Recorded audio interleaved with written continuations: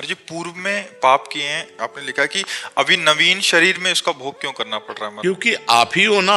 आत्मा तो पूर्व में भी वही थी। मान लो जैसे आप पैजामा कुर्ता पहन के हमें पीड़ा दें और पैंट शर्ट पहन के घूमे, तो जब हम रिपोर्ट करेंगे तो पिटोगे तो तुम ही ना। तुम्हारा पैंट शर्ट थोड़ी बचा लेगा। नहीं कि आप कह दो पैजामा कुर्ता वाला तो और था।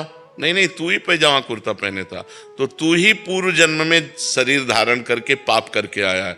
अब वो शरीर छूट गया, अब ये शरीर मिला, तो है तो तू ही ना, तो तुम्हें ही तो भोगना पड़ेगा। समझ पा रहे? महाराज जैसे आपके इस शरीर से तो कोई पाप बना ही नहीं आपसे।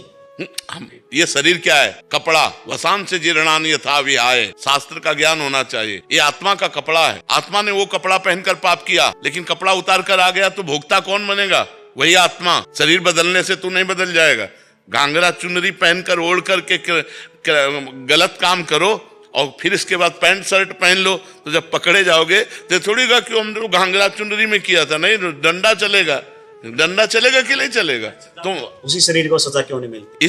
इसलिए कि बहुत बड़ा हिसाब है। जैसे आप थोड़ा 5 मिनट पाप करो, इसके बाद पूरे जीवन भर सजा भोगनी पड़ेगी। तो अगर हम प्रश्न करें कि 5 मिनट पाप किया तो 5 मिनट सजा दे दो, पूरे जीवन क्यों सजा भोगनी पड़ेगी? यही इसीलिए कि पाप कर्म का फल बहुत लंबा होता है। तो अनेक जन्मों से हम पाप करते चले आ रहे हैं। तो मनुष्य जैसे ये जन्म है, अब तुम्हें छूट है। अब आज तुम कोई पाप कर डालो, तुम्हें अभिदंड नहीं मिलेगा। तुम्हें पीछे का अभिदंड भोगना पड़ेगा।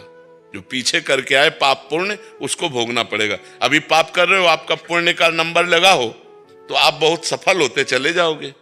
तो आपको लगेगा कि पाप कर्म कर रहा हूं, बड़े मौज से रह रहा हूं।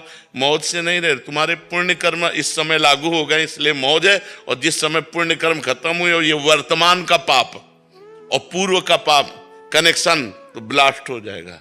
फिर रहा न को कुल रोवन हारा, मिट्टी में मिल जाओगे। कर्म अवश्य में भोगतव्य। अच्छा, आत्मा वही होती है। जीव शरीर बदलता रहता है, इसलिए उसको भोगना पड़ता है।